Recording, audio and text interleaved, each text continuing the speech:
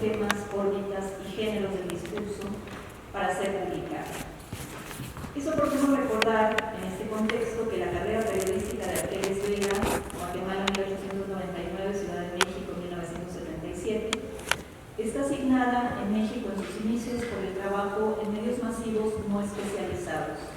Sus espacios de publicación en los años 20 son El Demócrata, El Heraldo, El Universal Ilustrado, El Universal Taurino, Jueves de Excelsior, Revista de Revistas. En estos suplementos y diarios se le encargan glosas periodísticas, reportajes, crónicas, entrevistas de los más variados temas, si no es él mismo quien las propone cuando llega a ser jefe de redacción. En la misma década y en paralelo publica en las revistas Irradiador y Horizonte, pero son sobre todo ficciones, con alguna excepción como el conocido texto El estudiantismo y la teoría abstraccionista de Irradiador.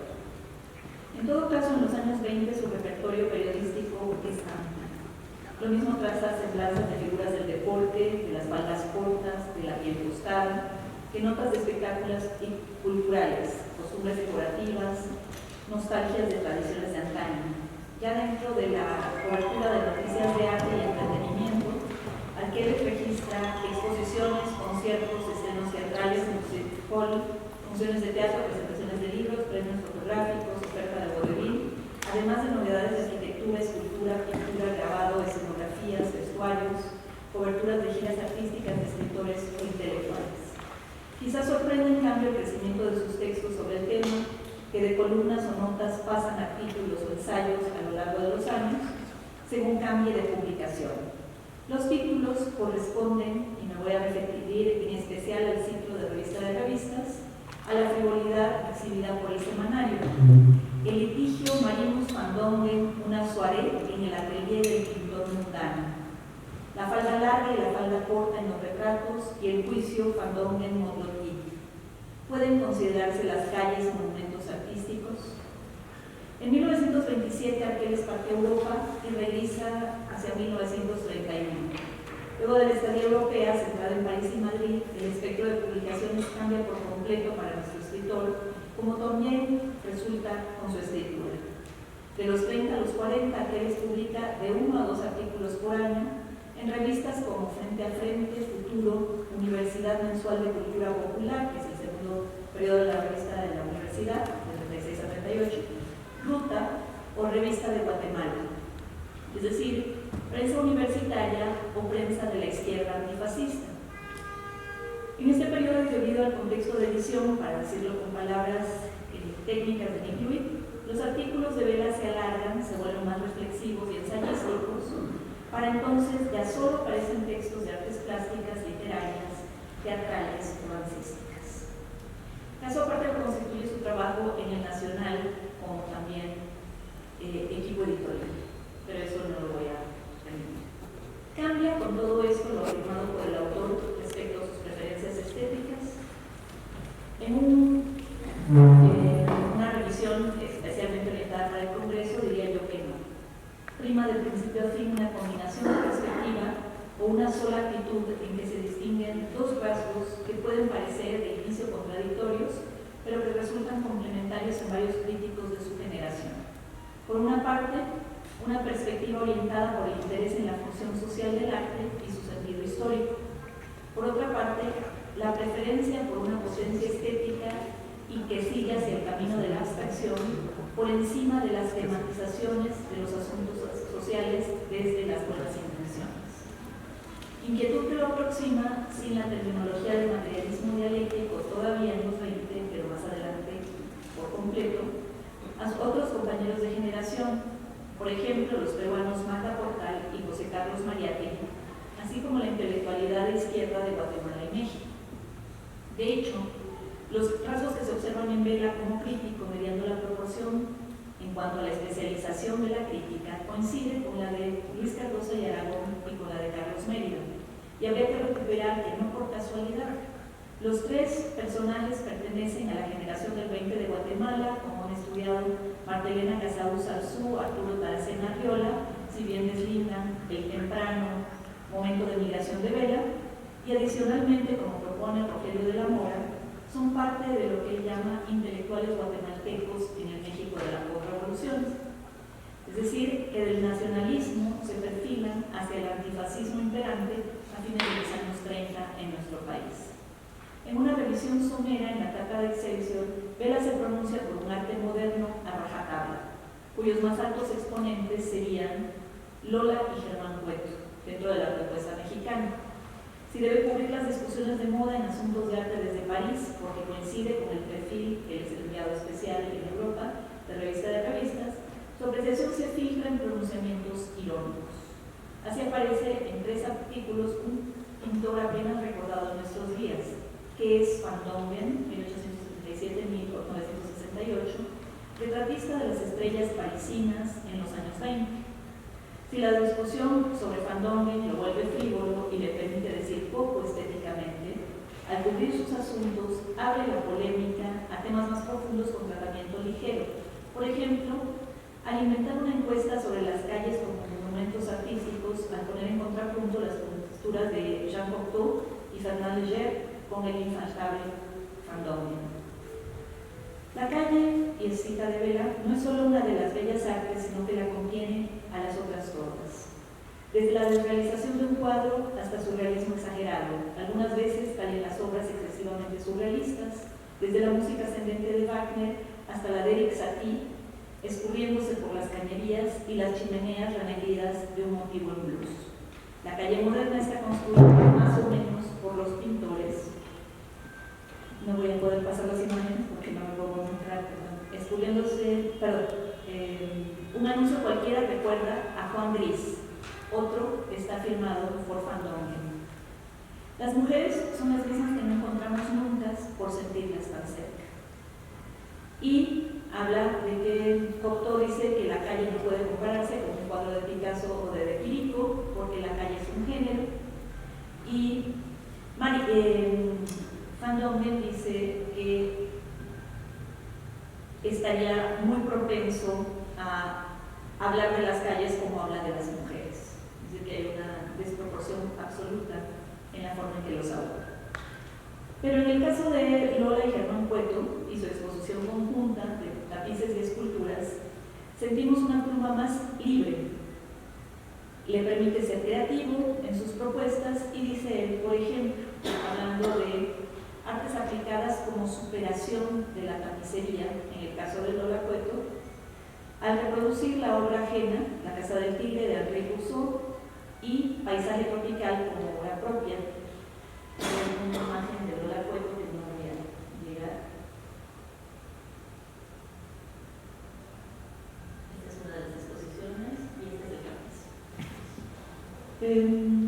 Y dicen, Lola Velázquez Cueto ha traspasado los límites expresivos del arte decorativo, transfiriendo a los lienzos realizados con una técnica pictural sus cualidades temperamentales, jugando al color como en los ciclos solares de nuestros trópicos. En sus obras originales, al interpretar un cuadro, un paisaje, una tonalidad, surge siempre su alquimia, el matiz personal, valorizador de un estado colorístico cualquiera.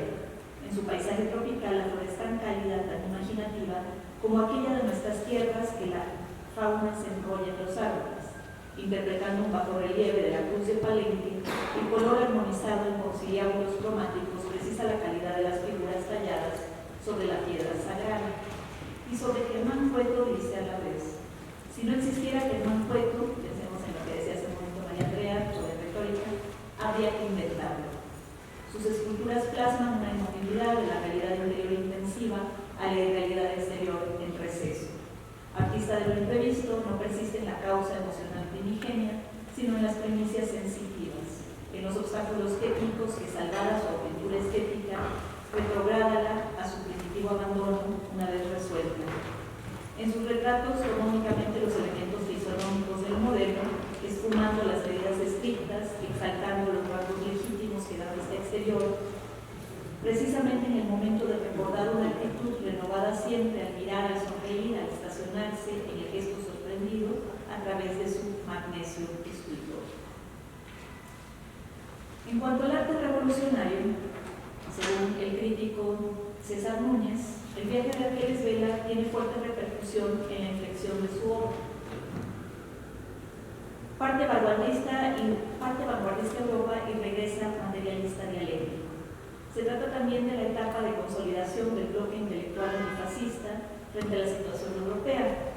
Al regreso, cuando ya está dentro de la Escuela Normal Superior, encontramos entonces el artículo llamado La Revolución en el Arte Mexicano, publicado en 1935 en la revista Futuro, en la que dice, y podríamos seguir 3 imágenes más atrás.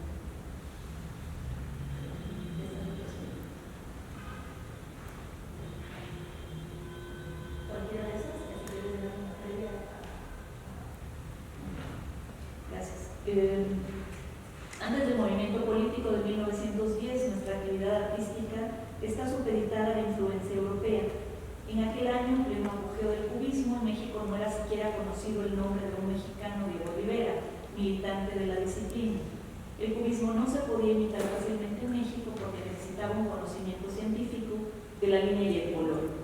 La revolución pone en contacto a los intelectuales con la realidad propia por primera vez.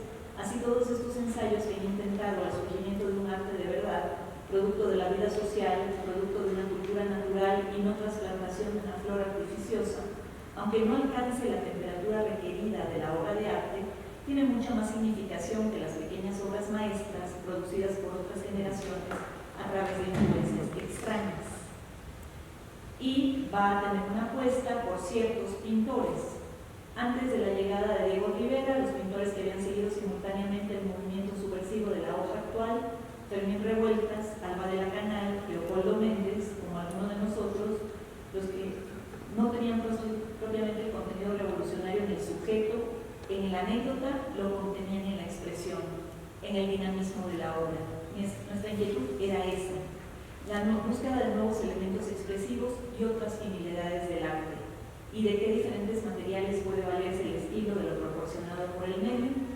El contenido de la obra artística era así la dinámica emanada de la revolución. Hemos dado un sentido estético a la revolución, el verdadero contenido o la dinámica. Solo de esta centrifugación pudo emitirse las subsecuentes de esta propulsora agitación que la anima hasta hoy en día. Y cita el cuadro ya inubicable de Fermín Revueltas, Sensaciones de la calle, como una muestra de especialmente.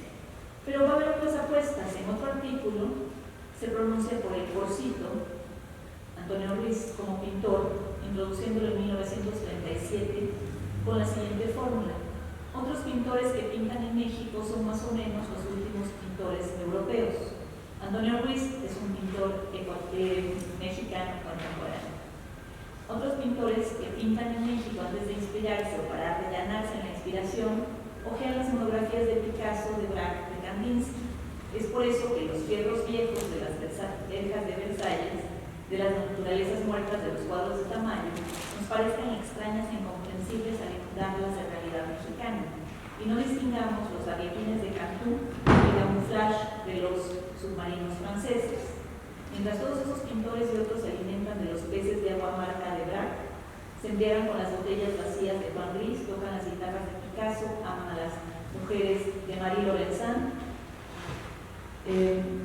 Antonio Ruiz refiere en su obra los problemas formales del arte mexicano, la luz que esclarece hasta lo más íntimo de la materia, los valores plásticos del cuerpo humano, fraguado en las prestaciones domésticas, el movimiento indefinidamente desprendido de una actividad diaria. El movimiento indefinido desprendido de una actividad diaria, las fuerzas materiales y espirituales que lo animan, aparecen en su pintura musicalmente como elemento inmovilizado. Y en especial va a sugerir que la billetera, que es este cuadro, sería una de las mejores pinturas del proceso. Luego, solamente para poner nuevamente la atención en que debería haber sido leído con sus contemporáneos, pero al no sostenerse en una actividad de crítica de arte, sino escribir de muchos temas y volverse después un autor de obras didácticas, de manuales, de los manuales de Porrúa, de la estética, de la literatura. Participa también de la polémica que suscita la exposición de la LEA en 1936, que ha sido recopilada excepto por el texto de Vela, por Reyes Palma para Ica, y que se puede leer en conjunto como después de la exhibición, que se debe a Santos Balmori como curador y que ha sido muy criticada, en la revista Todo por Chano Urrueta el 15 de mayo de 36, Luis Carlos Ayala más tarde, es defendida públicamente por Juan de la Cabada, que acusa de poco revolucionario a Cardosa, y finalmente el 30 de mayo el propio Machete falla a favor de Cardosa por haber aceptado la crítica a la curaduría de Santos Balmori y porque no estuvo bien la curaduría, se permitió demasiadas obras que no eran valiosas. Lo que dice Vela, en Frente a Frente, es: ¿por qué en la exposición de la LEA ninguno de sus artistas refleja la angustia de nuestra época? ¿Por qué ninguno se inspira y transforma las materialidades de nuestra época? Y va a hablar de cómo se equivocan José Clemente Orozco en sus litografías que recuerdan las de su etapa más revolucionaria, representa una manifestación obrera en una marcha triunfal como si ya no existiera la lucha. Leopoldo Méndez exalta el triunfo de la democracia maderista. Reyes Pérez lleva el retrato a la exaltación de la democracia. Y cuando pensaríamos que va a terminar como en un discurso muy panfletario, lo mejor de la exposición de la LEA es el cuadro de Julio Castellanos. En su pintura, forma y contenido están íntimamente ligados, se corresponden en fuerte reciprocidad. Esas materialidades de que hablábamos, las que constituyen nuestro modo de vida, se han transformado en el cuadro de Castellanos, también inubicable, un soldado y una mujer en una habitación, en la forma más abstracta, en lo formal llevado al extremo. Entonces la muestra es pobre de espíritu, pobre de estilo, evidencia una cultura burguesa, y la temática es la única que sostiene la idea de lo revolucionario en la curaduría, contra lo que está Vela, que siempre piensa que lo revolucionario tiene que estar en la forma. Conclusiones. Quedan imbricados definitivamente los géneros tradicionales con los del periodismo industrial para ejercer la crítica, crónica o reseñas, encuestas, entrevistas, ensayos de arte, pero además la idea de la interdisciplinaria hace enormemente moderno a Vela y siempre da ejemplos, es decir, para atacar la exposición de la LEA también va a decir, son como Gutiérrez Cruz, este poeta proletario, eso no es poesía revolucionaria y esto no es arte revolucionario. Habría que, como tercera conclusión, pensar que él es como parte de en la crítica de la triada de la generación del 20 guatemalteca ya nombrada, inaugurando la triada con él, además de Mérida y Cardosa y Aragón. Y habría que pensar en estos matices que resuelven entre los músicos que conoce Silvestre Revueltas, entre los pintores Alforcito, entre los escultores, que dice que es una disciplina muy pobre porque no hay, un poco regresando a la mesa anterior, condiciones burguesas suficientes para que haya una verdadera arquitectura monumental y por tanto no hay una escultura monumental que valga la pena. Reconoce a Germán Cueto, Luis Ortiz Monasterio y Carlos Bracho, el anterior en el gusto de Silvestre Revueltas, hecho por Bracho, y eternos debates intelectuales que hallan su forma más reconocible en el enfrentamiento rudos contra técnicos, encarnado en cultores del periodismo cultural versus militantes por la academia seria, tienen larga data pues en líderes de discusión y polémica, por lo menos en el siglo XX, más que larga, acentrada. Mientras más sofisticado el perfil del intelectual, más especializado a lo largo de los siglos XX y lo que va del XXI, menos posible concebir como equivalentes la profesión de crítico especializado con credenciales disciplinarias y la de quienes practican un humanismo amplio y general que es visto con sospecha. Pocas denostaciones mayores en el ámbito de la crítica de arte que la de hacer poesía en lugar de crítica, desconociendo el lenguaje de especialización y las categorías para apreciarlo, como un llamado de zapatero a sus zapatos. Sin embargo, contra esta realidad, la historia brinda una y otra vez ejemplos de cómo hace un siglo o ayer no más eran escritores a quienes se encargaban las reseñas, las crónicas, las entrevistas, los catálogos, quizás también los estudios ensayísticos.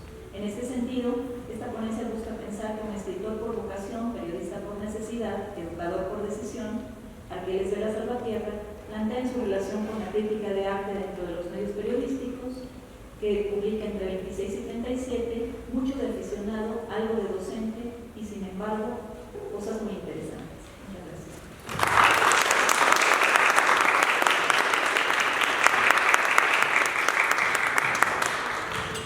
Muchas gracias a Yana por este recorrido por el arte postrevolucionario de la vanguardia en México y por delinear estos rasgos entre estética e ideología tan presentes en esa época.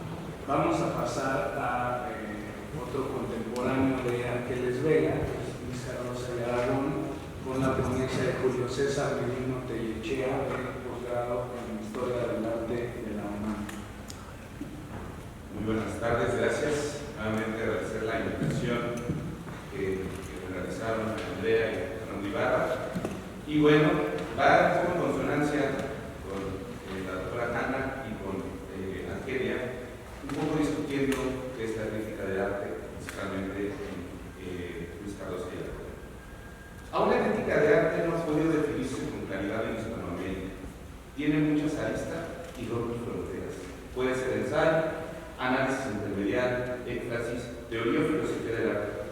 Un concepto móvil con muchas ambigüedades que lo hace indefinible. No es historia del arte, pero no deja de ser una idea de historia del arte. Un concepto del tiempo, la aparición de una obra o de una artista. Sin embargo, la crítica de arte es pensamiento, literatura y una manera de concebir una poética del arte. José Gauss en el pensamiento hispanoamericano se cuestionó ¿por qué había ausencia de filósofos en las doctrinas filosóficas americanas? ¿Y cuál era el origen del pensamiento americano? El filósofo español se percató que el pensamiento americano estaba en los objetos inmanentes humanos, que por la propia naturaleza de las cosas históricas para él, estas no se presentan como elementos eternos de temas posibles de un sistema, sino como problemas de circunstancias, es decir, de las de lugar y tiempo más inmediata, y por lo mismo como problemas de resolución urgente. Aquel pensamiento, que no era filosofía, a pesar que utiliza los métodos y estilos de esta, era más cercano a la literatura. El pensamiento literatura, como lo nominó Gauss, estaba vinculado por su significado, su fondo y su expresión, su forma. Es decir, una suerte de pensamiento que es pensamiento en sí, desprendido del lenguaje, un pensamiento no especializado en la filosofía o en la ciencia, sino enfocado en la exegética de la vida, en la estética, en la ética y en la política. En Ariel de José Enrique Rodó no era para el español la muestra del pensamiento hispanoamericano emanado de la literatura. Era la prosa elegante y fluida, acompañada por una crítica propositiva y un desarrollo intelectual estético, pedagógico, ético y político sobre el ser americano. El español encontró las disertaciones políticas, en las investigaciones históricas, en la novela, en el ensayo y en la poesía una contingencia con el pensamiento. Se aludía a estas por ser construcciones formales, pero que en su interior, en su fondo, estaban las raíces de la esencia intelectual hispanoamericana. No obstante, el ensayo literario potencia la correspondencia entre pensamiento y palabra, es decir, fondo y forma. Diría Levi Horn, la palabra solo existe bajo la especie múltiple de las lenguas. En forzosa correspondencia, lo significado y expresado por ellas resulta vinculado, simplemente o más o menos, en una lengua en la que se habrá de significarse y exprese de hecho no solo la literatura, sino también el pensamiento y la filosofía. Un pensamiento se significa y se expresa en una lengua. Entonces yo me pregunto, ¿qué es la crítica de arte? Un recurso de la literatura, un ensayo, una filosofía, una estética, una simple descripción, traducción o representación verbal de un objeto plástico, la posibilidad de hacerlo visible a lo visible, una expresión lingüística de una experiencia estética o un acto comunicativo, social y cultural para definir una obra, un artista o una época histórica. Es complejo arrojar una respuesta concreta, puesto que la crítica de arte se ha definido desde muchas vertientes y pocas veces se ha esclarecido. Miquel Barr propone comprender los conceptos viajeros para el mejor entendimiento intersubjetivo de las disciplinas, porque estas distorsionan, deforman el objeto de estudio, por lo cual necesitan ser sobre todo explícitos, claros y definidos, para evitar todo tipo de equívocos o usos deliberados. La crítica del arte es un concepto que partió de la literatura hacia la historia del arte. La crítica es un ejercicio de poiesis que tiene la función de acercar al espectador lector a una interpretación de análisis, reflexión y juicio de una obra. La crítica de arte conjuntaba todas las expresiones estéticas, incluyendo las plásticas. Sin embargo, a partir del estudio del arte de Lisi, el arte se separa en dos: las artes del tiempo, la poesía, y del espacio, la pintura. Para Lisi, la poesía no debía concebirse como una pintura parlante, ni mucho menos. Perdón, también me pasa lo que me desconcentro. Ni mucho menos a la pintura como poesía moderna. En el caso de las artes plásticas, estas se fundan, según Valerio Bozar, sobre la condición del sujeto, y solo el sujeto encuentra apoyo para su certeza y legitimidad para su operación, la cual se le confiere al crítico. La crítica de arte es un ejercicio literario que se dinamizó con el auge de los medios masivos de comunicación, la prensa, revistas y ahora el Internet.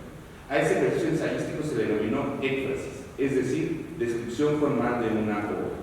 Etimológicamente, éfrasis significa explicar hasta el final, cuya tarea es designar una descripción minuciosa y detallada, capaz de generar en el oyente o lector una visión de aquello que se describe con las palabras.